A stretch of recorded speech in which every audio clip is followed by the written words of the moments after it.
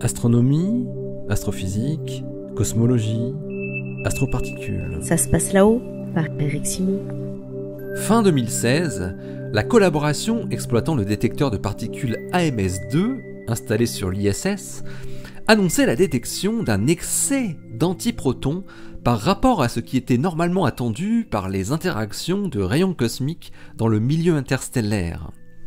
La mesure du ratio anormal proton sur antiproton d'AMS2 a fait couler pas mal d'encre depuis cette annonce, mettant parfois en cause sa réalité même. L'enjeu n'est rien de moins qu'une détection indirecte de matière noire par son annihilation en paires de quarks produisant finalement des antiprotons secondaires. Aujourd'hui, une nouvelle étude par des physiciens sceptiques à l'époque se repenche sur les données de AMS2 et conclut à l'existence réelle d'un excès d'antiprotons et qui peut être expliqué par une annihilation de particules massives et dont les caractéristiques seraient compatibles avec une autre anomalie, un excès dans le centre galactique de rayons gamma de plusieurs GeV. La détection des antiprotons n'est pas difficile pour le détecteur AMS2 dans l'absolu, mais c'est leur nombre très faible qui la rend très délicate. Un antiproton pour 10 000 protons environ. Et c'est ensuite la détermination de l'origine de ces antiprotons qui est difficile. Il faut en effet connaître précisément comment les rayons cosmiques primaires se propagent et interagissent dans le milieu interstellaire. La prédiction de la fraction des antiprotons qui est due aux interactions cosmiques est donc très dépendante de modèles et on peut lui faire dire un peu tout et son contraire. Pour établir la réalité de l'excès d'antiprotons, il faut pouvoir contraindre au mieux les modèles de production d'antiprotons dans les interactions de rayons cosmiques ainsi que leur processus de propagation dans la galaxie. Pour certains spécialistes, les physiciens de AMS2 avaient présenté des modèles de production d'antiprotons trop optimistes, c'est-à-dire allant dans le sens d'un excès attribuable à la matière noire ou à une nouvelle physique. Or, il est tout à fait intéressant de noter que les auteurs de l'étude parue cette semaine dans Physical Review Day, Ilias Scholis, Tim Linden et Dan Hooper, faisaient justement partie de ceux qui mettaient de gros bémols sur les conclusions de Sam Ting, le leader de AMS2. Il disait notamment, à l'époque, que les incertitudes associées au calcul des collisions de rayons cosmiques avec le milieu interstellaire devaient être beaucoup plus grandes que celles présentées et devaient aller jusqu'à englober les points de mesure de AMS2, ce qui ne permettrait pas de conclure à la présence d'un excès d'antiprotons. Mais Scholis, Linden et Hooper font aujourd'hui machine arrière. Après une nouvelle analyse approfondie des incertitudes systématiques associées à différents phénomènes, comme la modulation de l'activité solaire, les sections efficaces de production des antiprotons et la propagation des particules dans le milieu interstellaire, ils arrivent à la conclusion que l'excès d'antiprotons, de 10 à 20 GeV, est bien réel.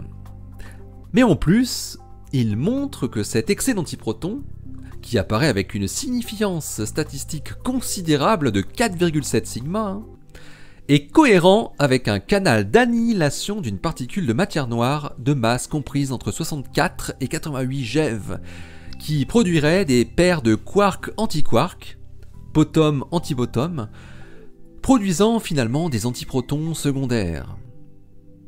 La section efficace d'annihilation calculée, multipliée par la vitesse des particules, serait comprise entre 0,8 et 5,2 10 puissance moins 26 cm3 par seconde, qui se révèle être très proche de la section efficace d'annihilation qui serait attendue pour une particule de matière noire dite relique thermique, équivaut 2 10 puissance moins 26 cm3 par seconde pour une particule de 80 GeV, et qui est le modèle préféré des physiciens des astroparticules pour la matière noire froide.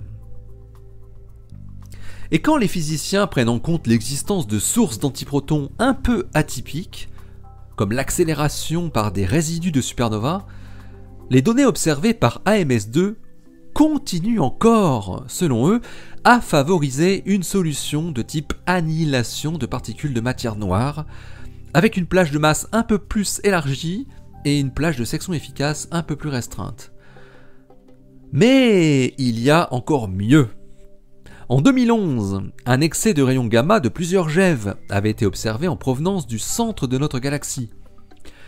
De nombreuses analyses effectuées depuis et jusqu'en 2016 avaient proposé, pour l'expliquer, un signal d'annihilation de particules de matière noire dont la concentration doit être maximale justement vers le centre galactique.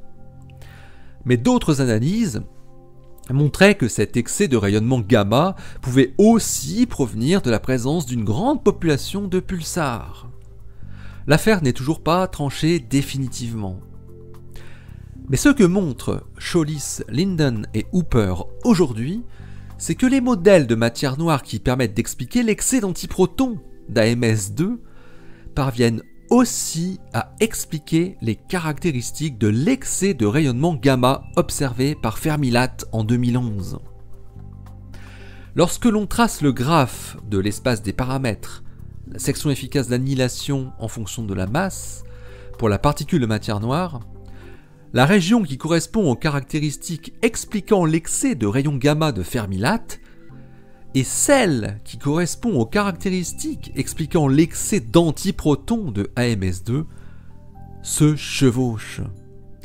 Et cette zone de chevauchement apparaît en dehors des régions exclues par d'autres observations, notamment du fond diffus cosmologique et de l'émission gamma de galaxies naines.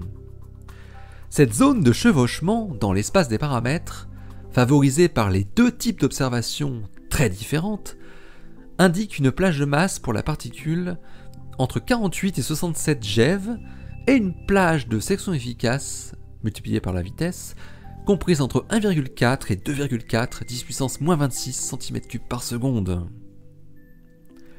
Cette nouvelle analyse des résultats de AMS2 est vraiment très intéressante. Et elle pourrait lever un coin du grand voile noir. Mais avant de pouvoir clamer haut et fort la découverte indirecte de la matière noire, il faudra rendre encore plus robuste statistiquement le signal d'antiprotons en excès de AMS2. Et il n'y a qu'une seule solution pour cela: attendre patiemment que des particules atteignent le détecteur en orbite. L'article de Ilias Chollis, Tim Linden et Dan Hooper est paru dans Physical Review D, le numéro 99 daté du 31 mai 2019. Il porte le titre A Robust Excess in the Cosmic Ray Antiproton Spectrum, Implications for Annihilating Dark Matter. Allez, d'ici la prochaine, portez-vous bien, restez bien les yeux vers le ciel et les pieds sur terre. Salut!